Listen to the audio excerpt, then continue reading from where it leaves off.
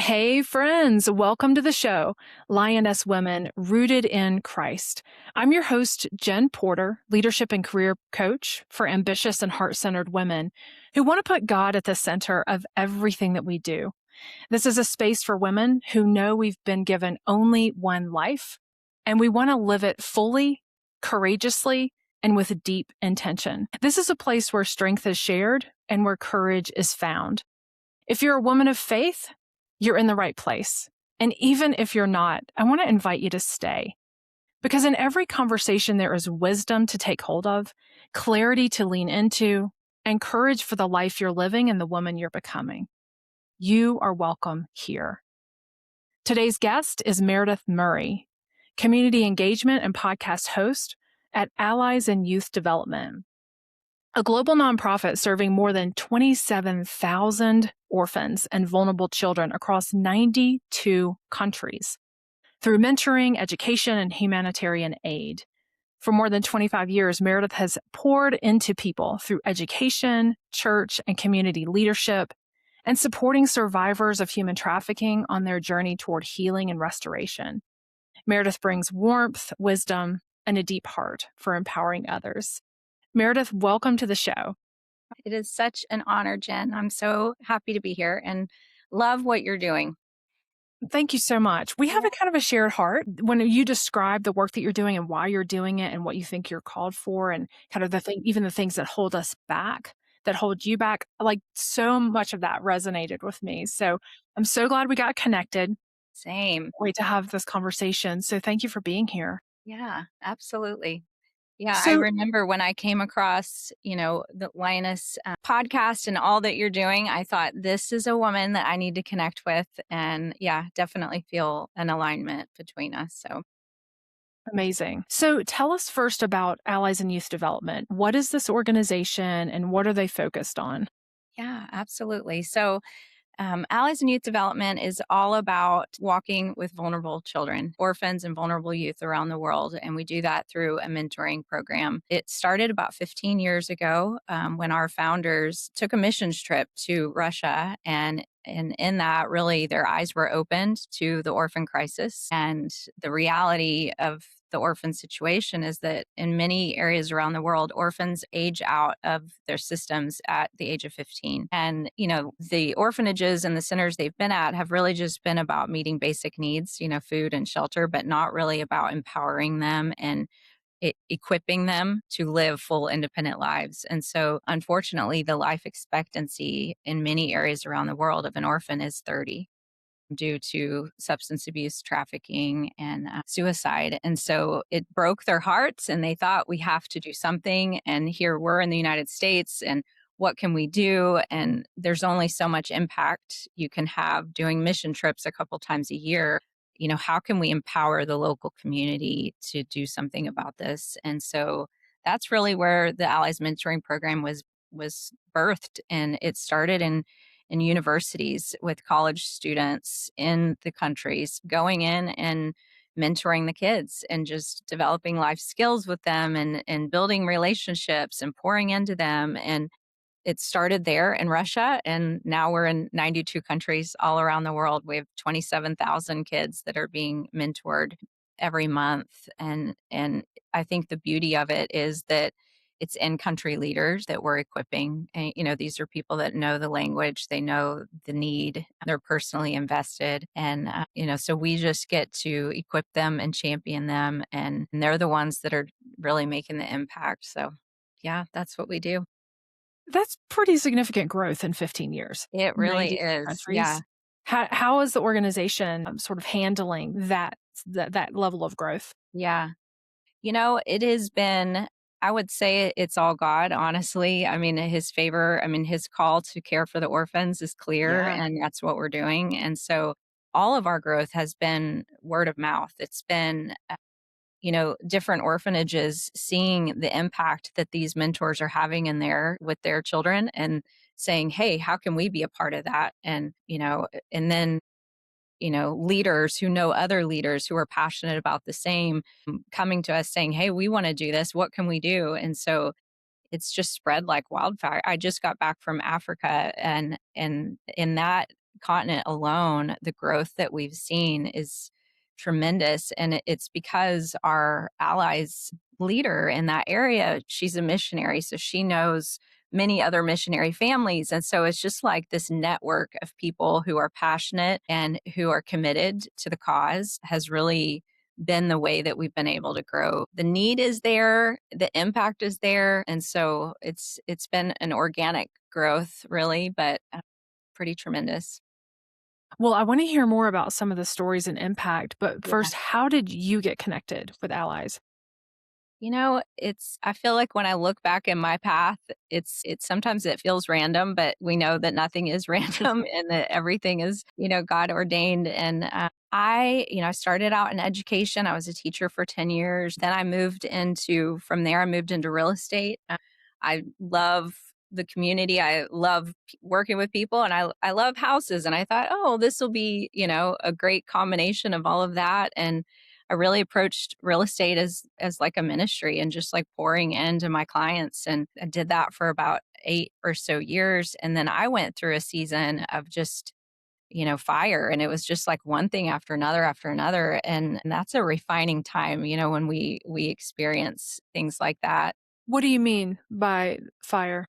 It was just it's funny. It was actually around 2020, which, everyone kind of the world was falling apart during COVID. But we had a child that was going through some really difficult times during that time. And that was kind of the first, real difficult season as a mom, watching your kid struggle and hurt and having to kind of pull the family together and be there for her. And we did that. That was a couple-year battle that we struggled during that. And in the middle of that, my father became terminally ill, and I sat by his bedside and walked with him through that. Month after that, my stepfather passed away unexpectedly, and these were the two men who had really just raised me, and both dying within a month of each other. And then having to really walk with my mom through her grief. And a month after that, I was diagnosed with breast cancer, and it was just like My this goodness. season of loss. But what's so cool about that season, which is very ironic to say, was just the refining work, that the Lord did in and through me during that time. And because I was in real estate, I was able to control my own schedule. I was able to be available for the people that needed me, which was such a gift that I could, just scale back my work or ask Yeah. for other people to kind of help me out so I could be available for my family, my dad, and then ultimately for my own recovery and Yeah. through my cancer journey. And it was about a year after, I was cancer free and I had scaled back real estate so much that it really felt as if the Lord was saying, you know what, this was a season. This real estate was such a gift, but it was not my forever. It was for that season. And I have something else for you. And I had always been called or felt a call into ministry of some capacity, didn't really know what that would look like. And I said that real estate was a ministry for me, and it was actually a lady that I did Bible study with when I was in this season of like trying to figure out what I was supposed to do, what was my calling. And I told her I really feel this call into ministry of some capacity. And she said, well, Meredith, I was a hairdresser for 30 something years, and that was my ministry.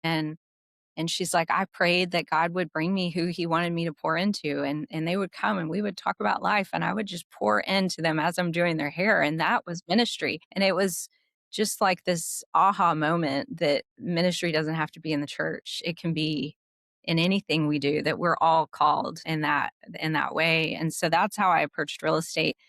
But here I'm in this new season. It's like, okay, I still feel this calling, but what is it? And that's when the Lord led me to working with a nonprofit that works with survivors of human trafficking. And that, I think, was really just the perfect place for me at the time. I think I'm sorry, I'm giving you the really long answer to your Yeah. question, Yeah. but, watching my dad and the way he lived his life, he was all about pouring into people. He walked with people during their darkest, hardest seasons. He was a 30 plus year sober from drugs and alcohol. And so he would walk along people in their healing and their restoration journey and helping them find sobriety. And so, at the end of his life, just all of these people would come in the room and just say, I'm alive because of you. I still have a relationship with my wife because of you. And just thanking him for walking with them through their darkest season. And it was just like, wow, like this is what it's all about. This is what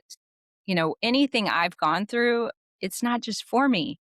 It's to be poured out to help somebody else, to walk with other people. And so being able to work in a nonprofit that serves those who've been trafficked was just, I felt exactly what I was called to do, was to walk with people. And I was able to do that in other ways too, through my cancer journey, walking with people who got that diagnosis, and in dealing with teens that are struggling. I experienced that with my child, so I got to walk with other moms who were going through that as well. And so I kind of feel like, yeah, God just gave me this laser focus, and that's your purpose. That's your calling, is to walk alongside people, to empower people.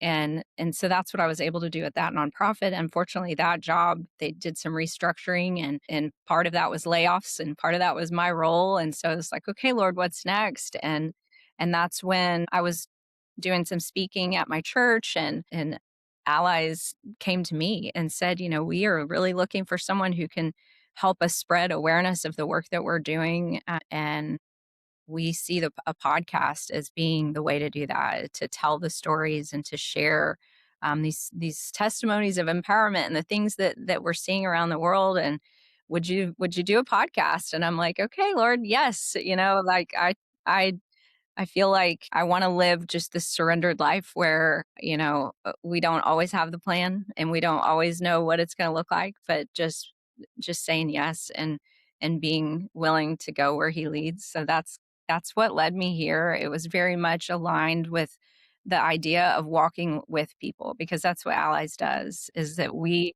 are sending mentors into the most darkest, vulnerable places of children's lives to walk with them, to Mhm. pour into them. And so it is my heart, is my passion, and getting to see it, getting to go to, Africa and other places where I'm witnessing the power of walking alongside people, of, calling out the gold in them. And it's what my dad did, and it's what our allies mentors are doing. So I Yeah. definitely feel like that's what I'm called to do. So I know the May trip was really big for you. Where did you go? Yeah, so I actually just got back, I don't know, maybe a week or so ago. The jet lag is still kind of in my head a bit, but yeah, we started off in South Africa, and then we spent a good amount of time in Zambia and Zimbabwe. We were able to go to probably about 7 or 8 of our allies mentoring programs and visit with, I would say, at least 1,000 kids that we spent time with. It was the most incredible experience. Not just the kids, who are amazing, but really it's the mentors, getting to see those that are boots on the ground doing the work. Like that was our biggest hope in going on this trip, is to just, champion them and cheer them on and thank them for the work they're doing. And so yeah, we were there for about 11 or so days. Mhm. And I'm still, yeah, just still processing everything that the Lord allowed me to see and do while I was there. Was that your first time to Africa? It was, yeah. Okay. And Mhm. what's the model? So are all these kids coming together to partner with their mentors, or is this more like one-on-one? Yeah.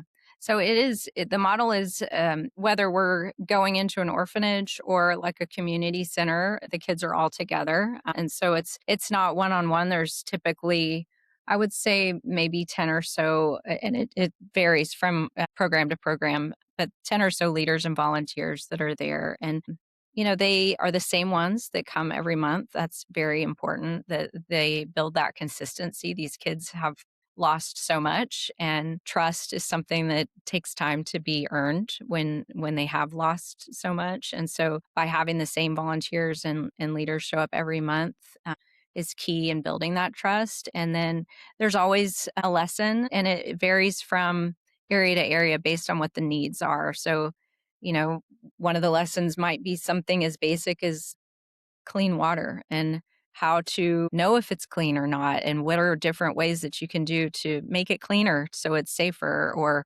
hygiene. Sometimes it's basic things like learning how to brush your teeth, but then it goes beyond that. And, one of the cool lessons that we got to be a part of was where they talked about different professions. And so, a lot of these kids, when you ask them, like, what do you want to be when you grow up? They don't know how to answer that question because they don't know what opportunities are there. They only know the very small things they've seen.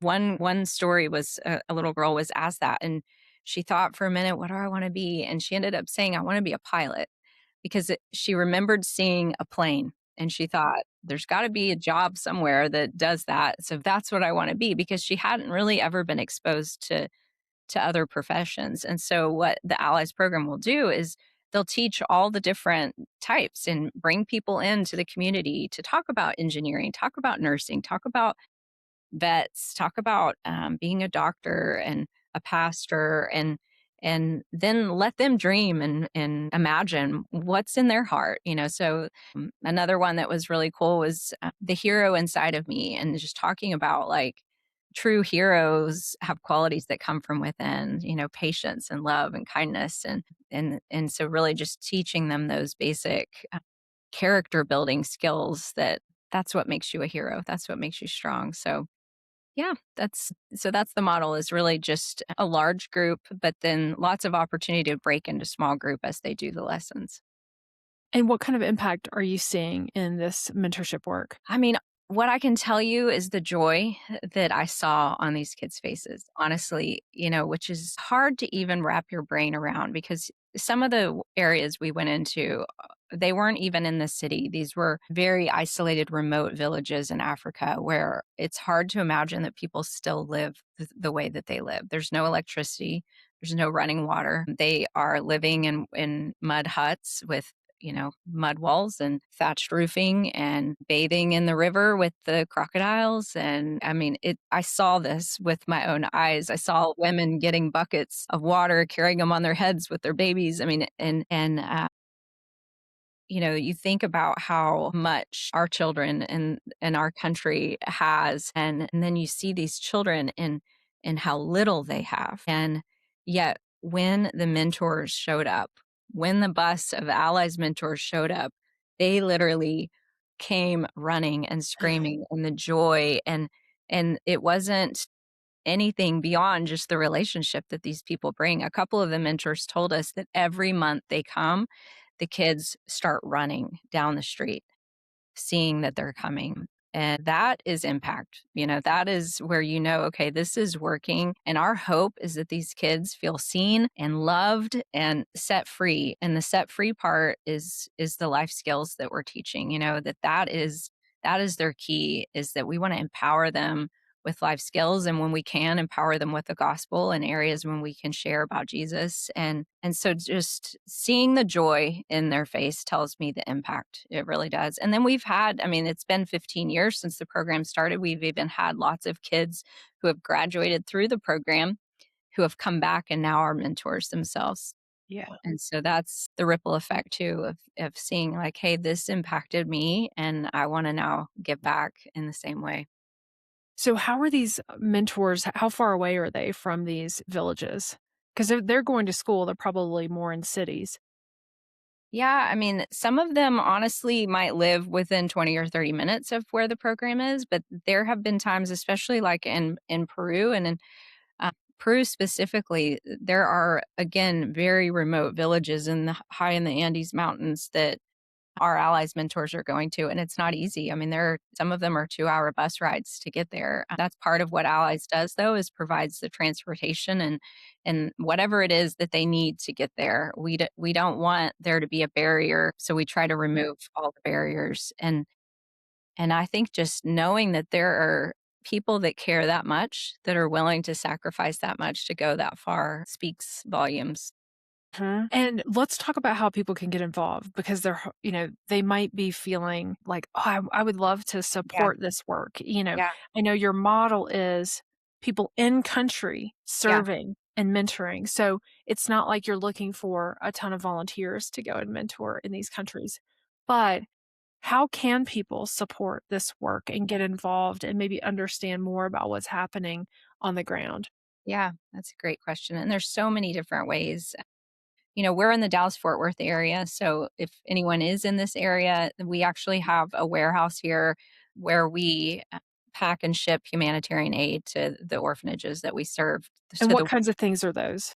That's clothes, shoes, school supplies, hygiene items. So you can come here and serve and pack boxes. You could help us restock by supplying shoes and hygiene items and school supplies. There's Amazon wish lists. A lot of churches and different organizations will do drives for us to help us in the restocking, which is a great way to serve. We have a prayer team where you can join our prayer team to get monthly or weekly emails about different prayer needs that we have around the world. And we have a sponsorship program where you actually connect with one individual child. It's $50 a month, but you'll receive letters and updates, and that money just goes directly to help fund and support the program. But it also allows you to get that personal connection with. I actually have two kids now, one Peru and another one that I got to actually meet in Africa when I was Oh there. my gosh. Yeah, that was a pretty cool experience. Got to hug him and tell him all about our family. And he's into soccer, and I brought him a soccer ball and played soccer with him. And so, yeah, and then there's even opportunities to go with us. We have these trips that we plan several a year. So that's another way people can get involved and to go And with what would us. that experience be like for somebody?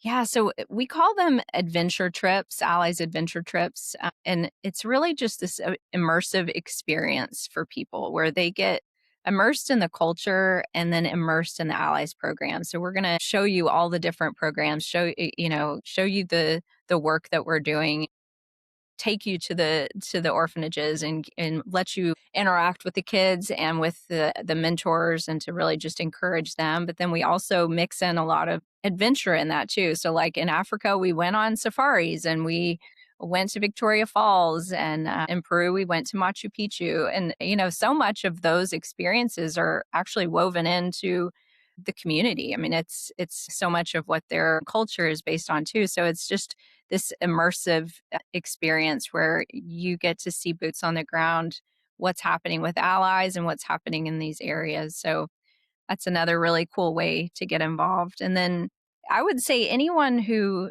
financially supports us, I think is great. But I would say, we love financial support, Yeah. but I would say if you do that, to also then get involved in some way. Like, there's so many different ways where we want to show our supporters what's happening. We don't want it to feel disconnected where you don't know what it is that your contributions are going to. So we're constantly sharing the stories, and highlighting the work we're doing. So that way you see it's not just a check you're writing, it really is truly empowering mentors to do the impactful work. I can imagine people listening to this and thinking, wow, I wonder if this would be really good for my family or Mm, for my church or yeah. my Bible study, Yeah. my small group. Mhm. Some these like small communities that could be life-changing experiences that open our eyes to what's happening in other parts of the world that are, I mean, truly transformative. So, are you able to take specific groups or Yes. do they have to plug into something already happening? No, like that reminds me of when we were in Africa. Several members of a local church here went with us because that church actually sponsored an orphanage. So the whole church decided we want to not just sponsor one kid, we want to sponsor this orphanage and kind of take them on and provide the mentorship, provide the resources they need, and develop the relationships. So our church developed a relationship with this entire orphanage. And so the pastor and his wife and their daughter and one of the elders in the church went on this trip with us. So that way they could go and meet them in person and meet the pastor. And so that is a huge way that I think churches are able to really not just give, but like Yeah. connect Hmm. and it takes, I think, serving and missions to a whole nother level when you have that relationship, built Yeah. in. So that's how churches can. And then as far as families go, our family, when we sponsored these two kids, it was something we did as a family. We sat down, we got to know the kids' story. We wrote to them and send pictures of us as a family. And so it's definitely a way as a family to engage with allies and with another child. It reminds me just how we're connected. We're all connected around the Yeah. world. We're all Mhm. part of this kingdom that Yes. God has formed. And we can get in our bubble and forget Mhm. that and especially our culture is very independent and isolated, right? Yeah. In the way that we operate. Yeah. And so when we reach out and see what's happening in other parts of the world, we realize that we are all part of the body of Christ. Yeah. And to have that deeper connection, I think causes something to come alive in us that we can't get if we just stay in our little bubble. That's so true. Yeah.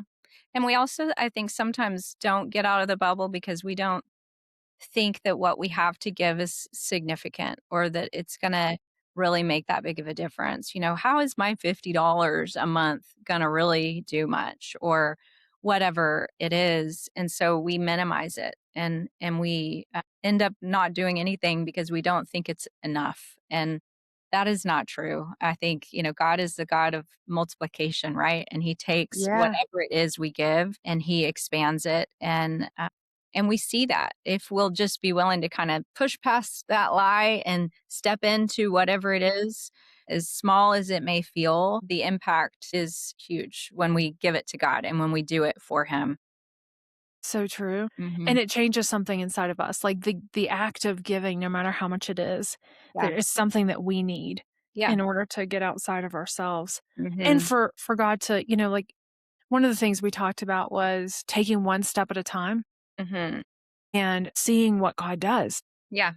one faithful step at a time. And so that's what you've done. I mean, one Yeah. of the things that really struck me when you first reached out was you wrote that you were accustomed to staying small Hmm. and not really being in the light, that you were Yeah. maybe more hidden in the way that you operated, and that there was some discomfort in what God was calling you to. Can you talk about that? What kind of how you've changed Yeah. over the years? Yeah, for sure.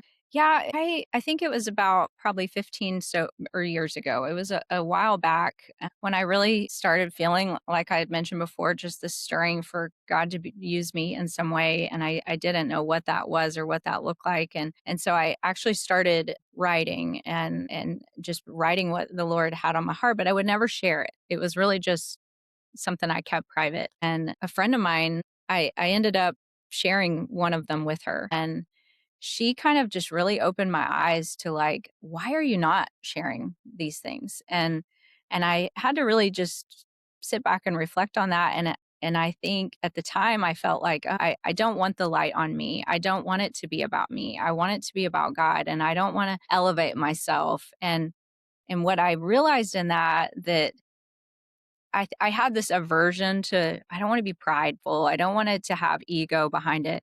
But it was inadvertently prideful of me to do that because I was still just thinking about myself, and that wasn't honoring God. She actually shared with me a poem in that moment that I would love to share with Yeah, please you do. and your audience because it really spoke straight to my heart. And it's, the name of the poem is Our Deepest Fear by Marian Williamson. And it says, our deepest fear is not that we are inadequate. Our deepest fear is that we are powerful beyond measure. It is our light, not our darkness, that most frightens us. We ask ourselves, who am I to be brilliant, gorgeous, talented, fabulous? Actually, who are you not to be? You are a child of God. Your playing small does not serve the world. There is nothing enlightening about shrinking so that other people won't feel unsure around you. You were born to make manifest the glory of God that is within us. It's not just in some of us, it is in everyone. So as we let our own light shine, we consciously give other people permission to do the same. We are liberated from our own fear, and our presence automatically liberates others. And I just loved that. So many parts of that spoke to me. There's nothing enlightening about shrinking part was really huge, and about being made small. And I think that it was in that moment that I was like, okay, I'm just going to take myself totally out of this.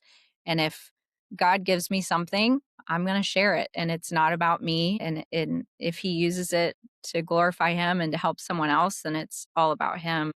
But I think it's something that I think a lot of people maybe struggle with, and that we do limit the power that's within us and the light and the strength that's within us, and we hold back for different reasons. And so yeah, I've been I'm on this journey of not and it's not easy. I mean, I think it's still something that I struggle with, but yeah, just every day saying, okay, Lord, what's the next right thing, and I'm going to do that and give it to you and be used by you.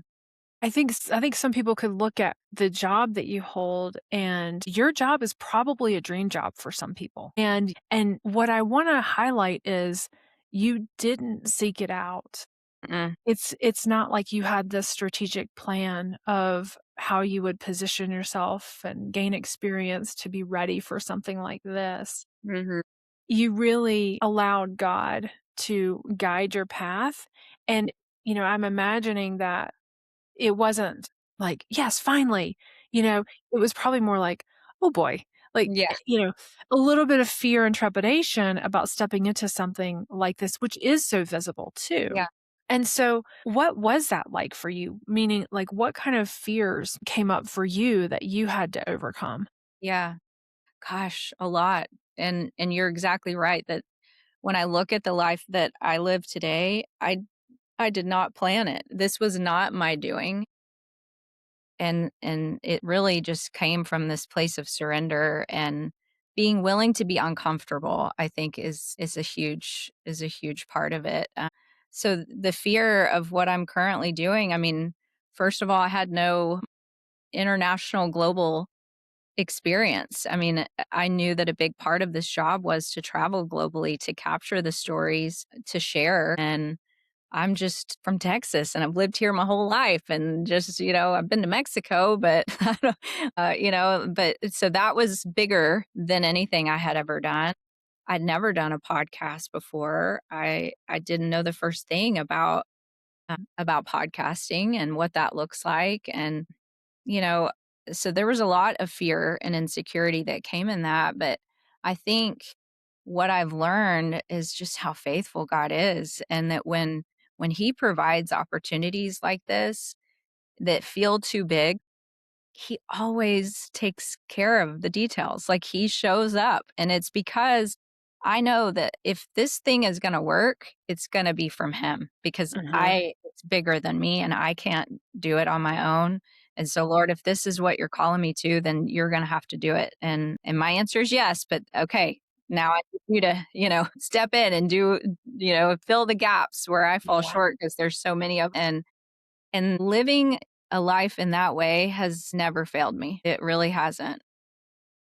And I think that what we're doing, it should scare us a little bit. It should, be bigger than us, because that's when we have to rely on God. And so that's where I want to be. I don't want to just be comfortable. I say that now, but then when I am uncomfortable, I don't want to be uncomfortable. Like, nobody Of wants course it, not. but I do want, at the end of the day, to know that I I was a good steward of what he gave me, whether it was my time or my experience, or, whatever it was that he gave me, that I used it for his glory. And so in that, it does mean pushing past fear, and Yeah. being willing to be uncomfortable. What does surrender look like? Like, practically speaking, what kind of, um I don't know, how do you surrender? What does that look like for you? That's a good question. I think a lot of it is just, and I might have already said this, but it's really just doing the next right thing. And that's kind of a life motto that I've adopted. When we think of surrender, sometimes it just feels too much, too heavy, too big. And then that can overwhelm us. But I can surrender. I can lay one thing at your feet, like one small thing. And and so if I can just do that one thing, then and do it in faith and with obedience, then Yeah. he'll show me what the next thing is. And so it doesn't have to be this rip the band-aid off like, crazy surrender, but it can be a small step of obedience. Yeah. And to me that has allowed me to go places and to walk into places that I never would have imagined possible because I'm just doing it in little manageable steps, Yeah. rather That's than like good. all in.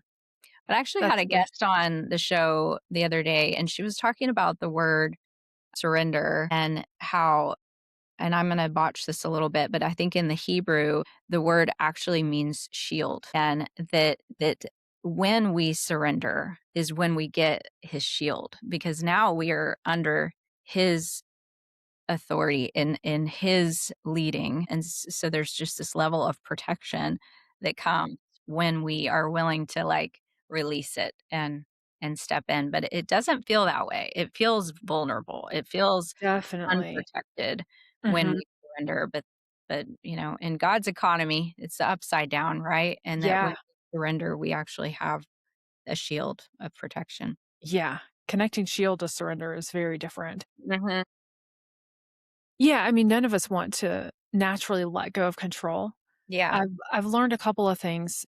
Number 1, this isn't biblical, so I'm sort of testing this theory, but this is what I've landed on, is that there is no one worthy of our surrender apart Mm, from God. mm, No one else is worthy mm. of us surrendering Yeah. ourselves to them because He is the only one who is faithful Yes. and trustworthy. And so that he is the one that we can trust Yes. with Never let us everything. down. Mhm. And I love what you said about laying one thing down at a time, just like putting our toe in the water of Yeah. trust and surrender and just seeing and watching what God does. Yeah. There was a friend of mine, a guest on the podcast, Barb Hollis, who said that trust with God it's like a relationship. It takes time and it takes faithfulness over time. So, God proving himself to us over and over and over years. That's when that the faith in us is so strong because like I know because he's done it for me so many times, he's gonna be there for me. Yeah. I can trust him. Mhm. And often my prayer when I am feeling insecure Mhm. or uncertain or resistant to what God may be inviting me into is I just simply say, I trust you, Lord. Yeah. I trust you, Lord. It's a declaration to my own soul and to my Mhm. heart Yeah. that he actually does hold my life in his hands and he is worthy of all of my trust. And it's a practice too, right? Saying it out loud. I trust you, Lord, in this. I trust you with my family. I trust you with my work. I trust you with the big things and the small things. Yeah. Which is so true because it's not always a feeling, right? You don't Yeah. necessarily feel this trust and this sense of peace, but that doesn't mean that it's not real. Our feelings can Yeah. actually lie to us quite a bit. And so claiming I trust you, even though I don't feel I'm that still sense of trust, shaking. I'm still, yeah, is so powerful. But if we sit back and we wait for the feeling, we might be waiting for a long time. And that's probably where many of us can get stuck. 100%. Yeah. Yeah, is waiting, until everything lines up Mhm. to step out in courage, but that's Right. actually not courage, it doesn't take faith to do that. Yeah. So tell us about the podcast. What is the name of it, and what are you focused on in Yeah. your episodes? Yeah, so it's called the Empowered Life Podcast, and really the vision behind the podcast is to just tell stories of people living an empowered life.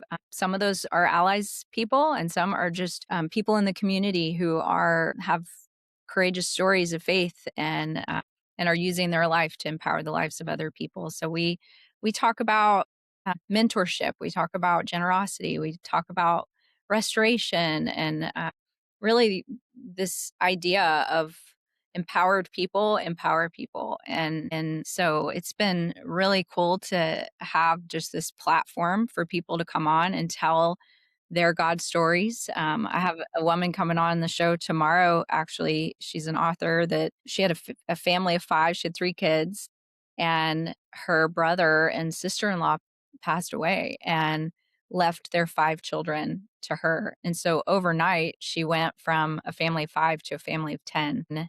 Just the journey of what the Lord brought her through, and how she stepped in, how she said yes, the highs, the lows, the impact. And so, people like her to come on and tell her story, because, I think stories change us, and they're not just for us. Whatever it is that you've endured, what this woman has endured, it's not just for her. Her story has the power to impact and transform someone else's life.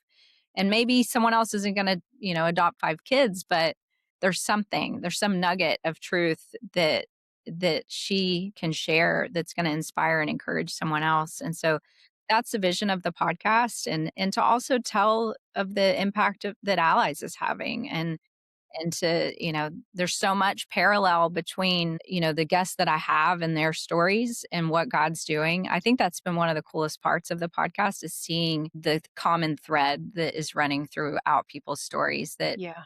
that there's so much that we have in common when it comes to what God is doing, and his faithfulness. And so, when I hear someone's story, and then I get to tell about what God is doing through Allies, and really, just at the end of the day, we hope that the stories inspire our listeners to get in the game, and to Mhm. see that there's something within them that isn't just for them, and that it is to empower someone else. And maybe that's through serving and getting involved in Allies, or maybe it's something in their own family or in their own community. But whatever it is, there's something that God is calling us to. And so that's kind of the vision behind the show. Beautiful, beautiful. I call myself an empowerment coach sometimes, leadership coach, career coach, empowerment coach. And Tamara Turner was on the podcast, and she's a dear friend from childhood. And we talked a lot about empowerment and what that means. And, power can be so abused. And so some people struggle with even embodying the power that we have. And so she talked about holy power. And I Mhm. just loved that Yes. holy power that comes from Christ, Yeah. that's in us to Mhm. share with the world for Yeah. good things Yeah. that are part of his kingdom. So Yeah. I love that that's the name of your podcast. Yeah.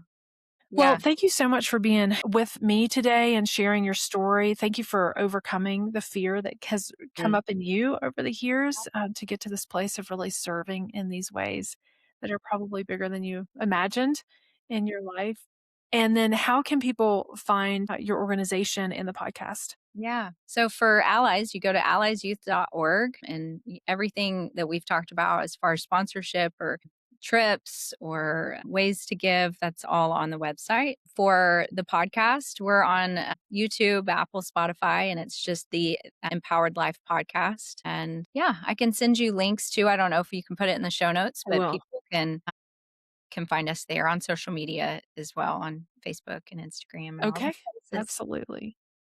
Well, thanks for all you're doing. It's so great to spend some time Yeah. with you, Meredith. And until the next episode, the lioness in me sees the lioness in you.